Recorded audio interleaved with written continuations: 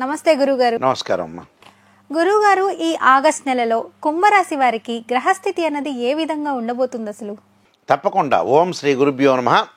కుంభరాశి వాళ్ళకి జన్మశని, అలానే ద్వితీయంలో రాహు యొక్క సంచారం, చతుర్థ స్థానంలో గురువు, చతుర్థ స్థానంలో కుజుడి యొక్క సంచారం, అలానే షష్టమంలో రవి యొక్క సంచారం, అంటే మొట్టమొదటి 12 రోజుల వరకు. తర్వాత సప్తమ స్థానంలోకి రవి బుధ శుక్రుడు యొక్క సంచారం జరుగుతుంటుంది. అయితే ఈ రాశి వాళ్ళకి అష్టమ స్థానంలో కేతు యొక్క సంచారం కూడా ఉంది. కుంభరాశి వాళ్ళకి జన్మశని యొక్క ప్రభావం అనేది వక్రస్థితిలో ఉండటం వల్ల కొద్దిగా మేలు చేస్తుందని చెప్పుకోవచ్చు. అంటే శని తిరోగమనంలో ఉండటం, వక్రస్థితిలో ఉండటం వల్ల కుంభరాశి జాతరలో కొంత లబ్ధి జరిగే అవకాశాలు ఉండటం, అలానే కొంత ఆత్మవిశ్వాసం బాగా పెరగటం, అన్ని రంగాల్లో కొంత పురోగాభివృద్ధి సాధించే అవకాశం ఒకటి ఉంది. అంటే వక్రస్థితి, జన్మశని కంటే వక్రస్థితి అనేది కొంచెం బెటర్గా ఉంటుంది. అలానే కొన్ని ఆదాయ వనరులు కొంత గణనీయంగా పెరుగుతూ ఉంటాయి. అంటే శని యొక్క ప్రభావం వల్ల అంటే కొన్ని మానసికంగా ఒత్తిడి ఉంటుంది, ఒక పని చెడిపోయినట్లుగా అవకాశాలు ఎక్కువ ఉంటాయి. అంటే కోపము ఆవేశం బాగా పెరుగుతుంటుంది. ఇక్కడ ద్వితీయ స్థానంలో ఏదైతే రాహు వల్ల కోపము ఆవేశం పెరగటం ఒకటి, జీవితంలో కొంత అడ్డంకులు, పనులలో కొంత ఆలస్యం జరిగే అవకాశాలు ఎక్కువ ఉంటాయి.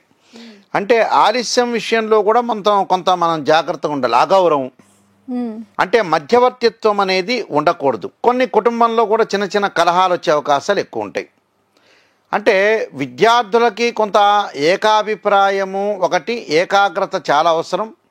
వేరే వ్యాపకాల మీద లేకుండా విద్యార్థులు చదువు పట్ల శ్రద్ధ పెట్టడం అనేది చాలా మంచిది. స్త్రీలకు వచ్చే అనుకూలమైన వాతావరణం ఉంటుంది. విద్యార్థులు తప్పకుండా దక్షిణామూర్తి శ్లోకాన్ని పఠించడం చాలా మంచిది. అలానే స్త్రీలకు మానసికంగా ఒత్తిడి ఉంటుంది కాబట్టి చంద్రుడి యొక్క ఆరాధన చేయాలి. అంటే సైకలాజికల్ ఇష్యూస్, మెంటల్ డిజార్డర్ ఉండే అవకాశాలు ఎక్కువ ఉంటాయి. అలానే చతుర్థ స్థానంలో గురువు యొక్క సంచారం, చతుర్థ స్థానంలో గురువు యొక్క సంచారం వల్ల ఆదాయానికంటే కూడా కొంత మించిన ఖర్చు అయ్యే అవకాశాలు ఉంటాయి కుంభరాశి వాళ్ళకి. మనం ఎంత ఆదాయం వస్తూ ఉంటుంది, ఆదాయం కొన్ని గ్రహాల వల్ల ఆదాయం వస్తుంటుంది మారటం వల్ల, కానీ గురువు బాగలేకపోవడంలో వ్యయం జరిగే అవకాశాలు ఉంటాయి. బంధువుల యొక్క మరణ వార్త, బంధువుల యొక్క ఆరోగ్యం బాగలేదనే వార్త, ఇలాంటి కొన్ని వైరాలు జరిగే అవకాశాలు ఉంటాయి. అలానే వీళ్ళకి వచ్చేటప్పటికల్లా చతుర్థ స్థానంలో కుజుడు యొక్క సంచారం, అంటే వాహన సౌఖ్యం అనేది ఉండదు. వాహనాల మీద వెళ్ళేటప్పుడు శ్రద్ధ పెట్టి ముందుకు వెళ్ళాలి. దానితో పాటు వీళ్ళు కుంభరాశి వాళ్ళకు వచ్చేటప్పటికల్లా మనకి సప్తమ స్థానంలో శుక్రుడు యొక్క సంచారం, అంటే శుక్రుడు యొక్క సంచారం సుఖాన్ని అనుభవిస్తారు కానీ, ఆనందాన్ని అనుభవిస్తారు కానీ, బట్ వివాహ ప్రయత్నాలు ఎవరైతే చేస్తుంటారో అలాంటి వ్యక్తులకి కొద్దిగా లేటుగా జరిగే అవకాశాలు ఉంటాయి. అంటే ఆగస్టులో జరిగే అవకాశాలు తక్కువగా ఉంటాయి. అంటే ప్రయత్నాలన్నీ కూడా సఫలీకృతం కావు అని అర్థం. అలానే ఆందోళన చెందాల్సిన పని లేదు. మరొక మాసంలో జరిగే అవకాశాలు ఉంటాయి. ఇదే కంటిన్యూ అయ్యే అవకాశాలు ఉండదు. కాబట్టి కొన్ని ఆటంకాలు లేకుండా కొంత భయం కలిగే అవకాశాలు ఎక్కువ ఉంటాయి. భయం కలిగే అవకాశం ఒకటి, కొన్ని ఆరోగ్యపరంగా కొన్ని ఇబ్బందులు కలిగే అవకాశాలు ఉంటాయి. కాబట్టి కుంభరాశి వాళ్ళు కొద్దిగా జాగ్రత్త వహించాలి. స్త్రీలతో కానీ, స్త్రీలు మగవాళ్ళతో కానీ, మగవాళ్ళు స్త్రీలతో కానీ కొన్ని గొడవలు పెట్టుకునే సందర్భాలు ఏర్పడే అవకాశాలు ఉంటాయి. అంటే ఆ గొడవల విషయానికి వెళ్లకుండా ఉండటం అనేది చాలా మంచిది. అంటే అనవసరమైన వాటిల్లో వేలు పెట్టడం అనేది మంచిది కాదు. అలానే ఇక్కడ బుధుడు యొక్క సంచారం ఉంది. మరి వ్యాపారం చేయొచ్చా? బుధుడి వల్లే వ్యాపారం చేసేది ఏ మనిషి అయినా. మరి బుధుడి వల్ల ఎలా ఉంటుంది అనేది మనం చూస్తే ముఖ్యంగా బుధుడు సంబంధించిన విషయాలు మనం చూసుకునేటట్టయితే కొన్ని ఇక్కడ గ్రహస్థితిని చూసామనుకోండి. ఇక్కడ నేను చెప్పినట్టుగా ఇందాకనే ముఖ్యమైన విషయాల్లో మనం ముందుకెళ్తే సప్తమ స్థానంలో కొన్ని గ్రహాలు ఉన్నాయి. సప్తమ స్థానంలో కొన్ని గ్రహాలంటే ఏమిటి? నేను ఇందా చెప్పినట్టుగా బుధుడు ఉన్నాడు. వ్యాపారం అనేది ప్రారంభం చేయకపోవటం మంచిది. నూతన వ్యాపారం, కొత్త వ్యాపారాలు ఏమీ వద్దు. ఉన్న వ్యాపారాన్ని జాగ్రత్తగా కొనసాగించుకొని ముందుకు వెళ్ళాలి.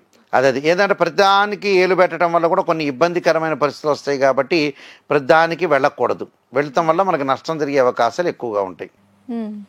అలానే కొన్ని పనులు చేసేటప్పుడు కోపాన్ని అదుపులో ఉంచుకోవటం, అలానే ఉద్యోగం పనిచేసేటట కొన్ని ఉద్యోగాలు కోల్పోయే స్థితికి వస్తారు వీళ్ళు. ఎక్కడైతే ఉద్యోగం చేస్తున్నారో వాళ్ళ యొక్క అధికారుల యొక్క ఆగ్రహం ఉంటుంది. కానీ వాళ్ళతో అధికారులతో వ్యవహరించే తీరులో కొన్ని మార్పు చేసుకొని ముందుకు వెళ్ళాలి. దానితో పాటు అడ్డంకులు రాకుండా పెను సవాళ్ళని ఎదుర్కొనే అవకాశాలు ఎక్కువ ఉంటాయి. ఆకస్మికంగా ఖర్చులు, బడ్జెట్పై శ్రద్ధ పెట్టడం, తొందరపడి నిర్ణయాలు తీసుకోకూడదు, అకాల భోజనం, స్వదేశానికి వచ్చే అవకాశాలు కూడా ఉంటాయి విదేశం వాళ్ళు, అక్కడ ఉద్యోగరీత్యా ఇబ్బందులు కలిగి. కాబట్టి ఇవన్నీ కొన్ని నెగిటివ్ థాట్స్ అనేవి ఉన్నాయి. నెగిటివ్ను చెప్తేనే మనం పాజిటివ్ చేసుకోవడానికి అవకాశం ఉంటుంది.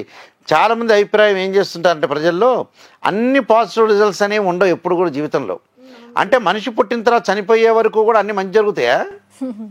మంచి జరగవు. ఏ మనిషికి జరగవు ప్రపంచంలో. ఏ మనిషికి కూడా నాకు అంతా కరెక్ట్ జరుగుతుందన్న మనిషి భూమి మీద ఎవడు లేడు. ఏదో ఆరోగ్యం ప్రాబ్లం అవుతుంది, మనిషి చనిపోతాడు, సంతానపరంగా రకరకాల ఇబ్బందులు జరుగుతుంటాయి. ప్రతిదీ పాజిటివ్ ఎప్పుడూ జీవితంలో ఏ ఒక్క మనిషిని కూడా చూపించలేరు. అవును. మీరు మనకి శివపురాణంలో వాటిల్లో మంజునాథ్ సినిమా చూసారో లేదో, చూసిన తర్వాత ఏ మనిషి ప్రతి ఇంటికి వెళ్ళి ఆ మనిషి చనిపోయిన వ్యక్తి ఎవరైనా ఉన్నారా ఆ ఇంట్లో గతించిన కాలంలో వాళ్ళ ఇంట్లోంచి ఆవాలు తీసుకురమ్మని అంటాడు. ప్రతి ఇంటికి వెళ్తాడు మంజునాథ్. వెళ్ళిన తర్వాత ఆవాలు ప్రతి ఇంట్లో, మీ ఇంట్లో గతించిన వాళ్ళు ఎవరన్నా చనిపోయిన వ్యక్తులు లేకపోతే ఆవాలు ఇవ్వండి అంటాడు. ఇవ్వగలిగాడా? ఇవ్వలేడు. అంటే ఎక్కడొక్కడ చనిపోయిన వ్యక్తులు ఉంటారు, కష్టాలు ఉంటాయి. కానీ మన వాళ్ళు ఎవరైనా సరే రాశి ఫలాల్లో నెగిటివ్ తీసుకోవాలి, పాజిటివ్ తీసుకోవాలి. నెగిటివ్ ఉందంటే దాన్ని పరిష్కారం చేసుకొని ఆ మాసంలో మనం జాగ్రత్త తీసుకొని ముందుకెళ్తే వాడే స్థితప్రజ్ఞుడు అవుతాడు. డౌట్ ఏం లేదు ఆ విషయంలో. వీళ్ళు కొన్ని పరిహారాలు చేసుకొని ముందుకు వెళ్ళాలి.